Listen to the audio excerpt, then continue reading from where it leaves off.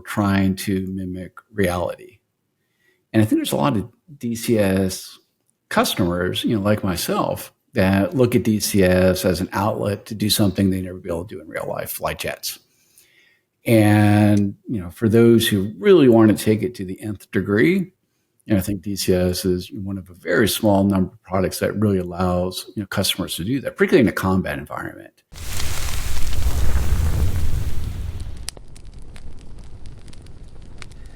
I was looking on your YouTube channel and I saw the oldest video is 16 years old. And I even think the graphics look kind of okay. But I'm wondering what has changed maybe for you personally, but also for DCS in those 16 years. Yeah, 16 years and finally hit 100,000 just about a month ago. So it was a very slow burn in terms of the channel. But I'm proud to say I've never even once asked for subscribe, a like, or share, or anything like that. I think it's one of the reasons why it took so long. Anyway, so I'd like to think the graphics have come, even the product overall has come a long, long way in 16 years. Granted, Black Shark was kind of our first big foray into study level simulations following the Lock-On series of products. But there's some of the DNA is still in there from, back in 2008 or so. But, a huge amount of different ways. It's come a long, long way. Anywhere from, the whole, the engine of the game has essentially been rewritten now, probably at least a couple times at this point, honestly.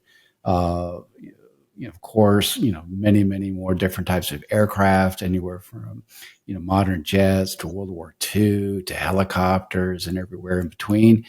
So, yeah, it's great that even Black Shark from way back then, still relatively holds up. But at the same time, I think, we've come quite a long way since then. And you mentioned that the DNA hasn't changed. How would you describe the DNA of DCS? Well, mostly in terms of the kind of the UI flow of the game, anywhere from the main menu and the modules you have loaded to the different options you have of single missions, mission editor, campaigns, multiplayer, and things like that. So the basic flow is relatively the same, but it's actually one of the big things we want to be working on in the future, because we think there's a lot that could be done, particularly for the new user experience, to make it a lot easier for that new user to come into the game. Right now, it's a bit of a challenge, particularly for someone who's not really familiar with flight sims. Of where do you start? What aircraft should I buy? How do I set up my controls? What missions should I download? So I think there's a lot we can do, even based on that old DNA, so to speak, of the UI that we can, I think, greatly improve in the not too distant future. When I started, I just had to rely on YouTube a lot to get sort of. And that's the problem. People should never have to go to YouTube to look at how a UI, particularly UI, should work. UI should always be super intuitive, and that's definitely an area I think we need to improve on. And we have been improving on it most recently with the new launcher. And I think the launcher in many ways is a bit of a peak at the road we're looking at down the road in terms of UI for all of DCS. And so 16 years, a lot of things have come by, also technology, and some technology that comes up and looks like the next big thing, but then goes. I remember those 3D televisions that were supposed to be in everyone's living room, and you had to wear those glasses. So at which point did you? So at which point did you guys hear about VR, and at which point did you guys think, okay, this is something that's going to stay, and let's invest in this technology? Right. So way back when, boy, I don't even know now, but I had an old buddy of mine who's also a DCS fan, a guy named Aaron Davies, who worked for a little company I've never even heard of before called Oculus. And he sent me an email saying, hey, man, I'm going to be, in Phoenix. Do you mind if I stop by and, show you this new VR headset we're working on? And that was a pre-alpha version of the Rift. And, of course, I wasn't working on, DCS or anything like that at that point, but they have some different demos. And just within, first few seconds of demonstrating it, it was very, very clear in my mind that, this was one of the, biggest potential future technologies for DCS. Because it's one thing to play a game, particularly a flight sim, on a 2D monitor. It's a completely different experience in VR, particularly with the 3D aspect of it, where you get that level of immersion that you're just never going to get in 2D. I've even had the opportunity over many years to get in, various Air Force and Navy full dome simulators, Vipers, Hornets, Tomcats, Eagles, what have you. And even the VR experience we have now, I think in many ways is actually far superior in terms of that general level of immersion. So to me, that was probably one of the biggest technical opportunities to solve to really increase the DCS experience, and why we kind of jumped in both feet very early on with VR. And were there a lot of big changes you had to, I have no idea how it works. Were there a lot of big changes to make to the engine or to the game itself? Or yeah, so definitely changes we had to do. The nice thing was, at that point, particularly even by Black Shark, we had, really no kidding, full 3D environments, particularly the cockpits. And as you might imagine, if you had an older cockpit, say from the lock-on time period, where it's more of a 2D type of look, VR would have been a much bigger resource hog to make it work well with that. So most of the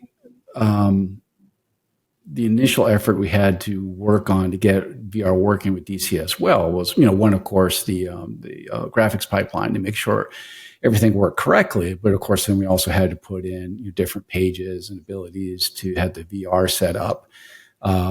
Even today, there's not a whole lot you have to do, but there are things you have to do in terms of 3D sorting and things like that to make sure, particularly in 3D, that one thing should be in front of the other and not the other way around. But for the most part, it wasn't a huge amount of work to do it. It's certainly a fair amount of work, but it wasn't something insurmountable, obviously. And I think it all worked out pretty well in the end. Certainly, still work to do. But I think by and large, a lot of our customers really appreciate the VR experience in DCS. And a lot of, I think DCS, one of the most optimized games for not just flight sims, but just games in general, most optimized for VR. Like the frame rates you can get even at full resolution is insane. Then how does that work internally? Like the software engineers, is that do you have one person doing that, or is it something that is done by the whole team, or you have a special team? We kind of have 2 point people, so to speak, from the more business and marketing and PR point of view. It's me. So usually what happens is when we have a VR developer interested in supporting DCS, they'll reach out to me and I'll take a look at the hardware, make sure it kind of, meets, our smell test of what we're looking for in terms of, really representing DCS well. And then on the development side, we have a single point of contact. And what he does is he acts more as a kind of a clearinghouse, getting all the information of what we need to do in DCS to support a device. And then he'll bring in the different disciplines within the larger team, anywhere from the graphics engine guys to the UI guys, obviously the test guys, to make sure we can support as best as possible. But so in that way, we have one dedicated guy and me in my spare time from the more business side. And that's about it. Most of it, again, is kind of farmed out to the different disciplines within the team. And do you have any number you can share how many DCS users use VR? And is that number growing? I think it's definitely growing. I don't have a good handle on actually any metrics of how many DCS users we have that are actually using VR on a daily basis. Um, if I had to give a wild guess, from our hardcore guys, I think it could be as high as maybe 35 to 45%. In terms of much more casual users, is probably, maybe half that, around maybe 15 to 20%, maybe little bit less. But one thing we found is that the really hardcore guys that love DCS a lot, they want that ultimate experience, and there's few ways better to get that experience than a really nice VR rig. Yeah, yeah. I think when you see, especially for DCS, I think you can have an ultra wide monitor, but you're still stuck in sort of. Or I think that's one thing people don't really realize about VR and DCS. You have this open canopy in many planes, and Mm-hmm. you can really look Yep. up and around, and not just around, but also up. Oh yeah. Well, I still remember my first times like doing BFM, or basic fighter maneuvers, in DCS and VR. And literally by the end of it, I just had a sore neck, because basically looking through the top of the canopy across the circle from the guy I'm fighting, which is pretty much what a real fighter pilot has. And you really get that physicality of it as well. So when you want to check your six, unlike say something like track AR, where you just move your head a little bit to look behind you, in VR, you're no kidding having to look behind you, and you really get that physical sensation of being in that space.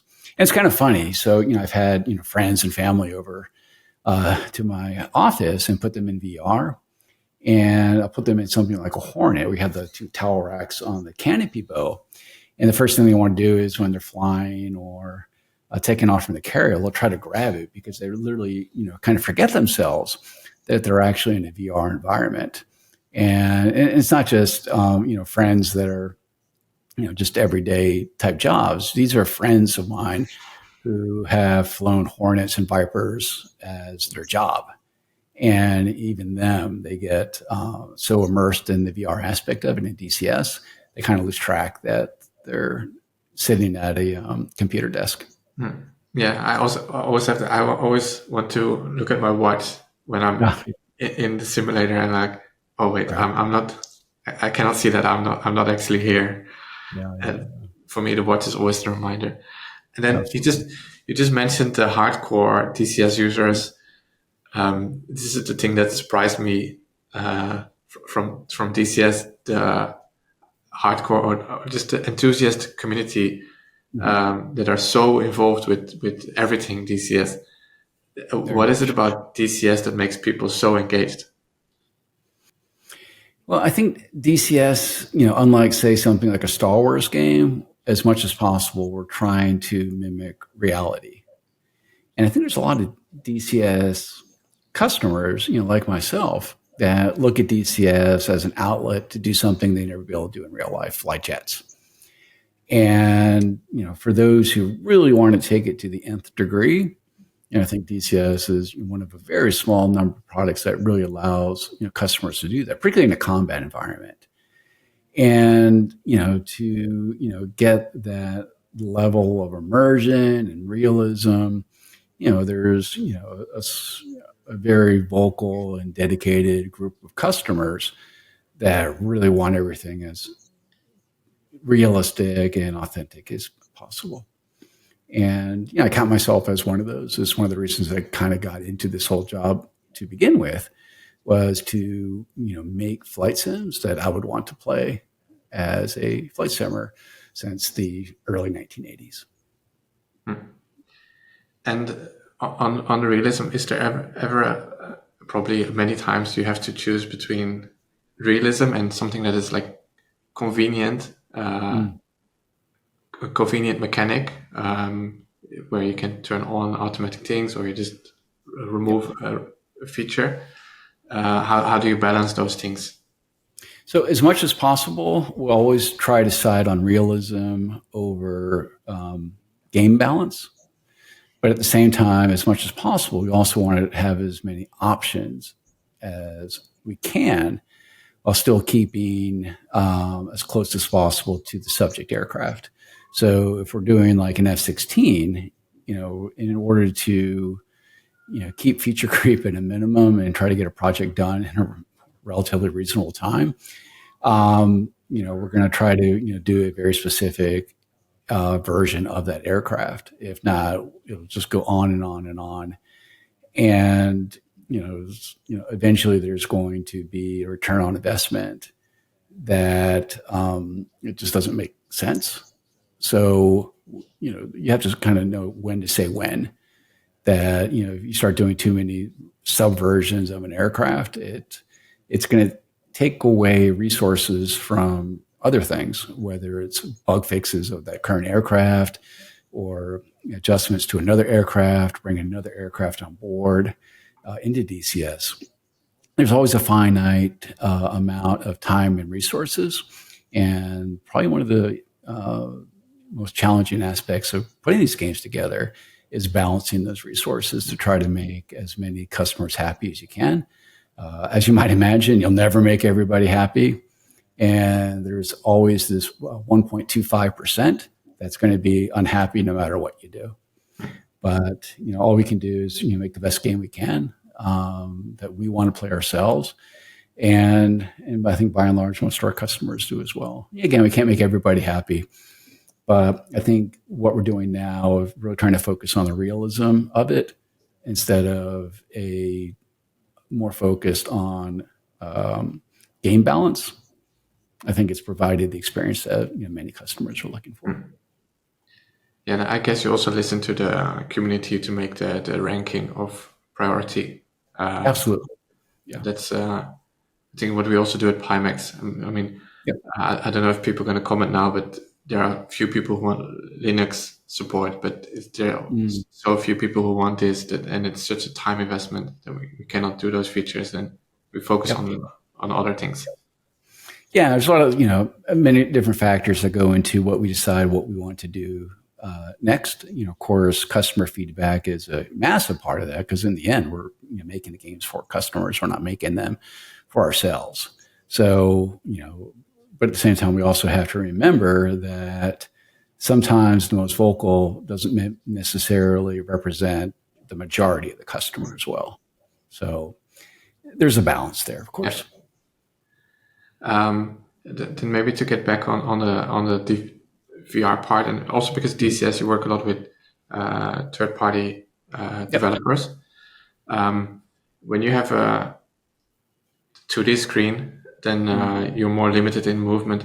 When you're in VR, you can also look around objects. Is there work you guys need to do to make the modules or the maps suitable for VR or like perfect for VR? Did you look around something and then you don't see like an edge or look through the object? Right. So, like I was mentioning before, we've been building all of our cockpits in a no-kidding 3D model since Black Shark. So that's gone a long way. But as you alluded to, when you're in VR, you see a lot of things you never see in the 2D version, like different seams that might have a slight hole that you'd never put your head in that position. So there's a fair amount more testing that needs to take place to make sure that the VR environment is really solid as well. And then maybe one last question from me personally, which do you still casually use DCS, like because you use it professionally, but also when you're off work, do you use DCS? And if so, which plane do you love to fly? Oh yeah, every day. So during the week, I'm pretty much in 2D the entire time, just doing work.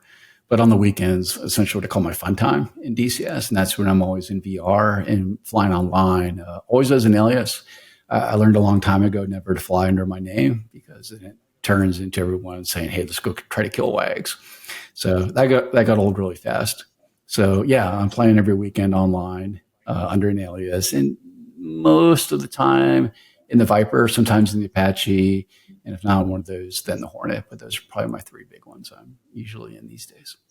So the other thing I noticed was, and to me, it's kind of highlights one of the benefits of a software developer like Eagle Dynamics working hand in hand with hardware like Pimax was the dynamic foveated rendering.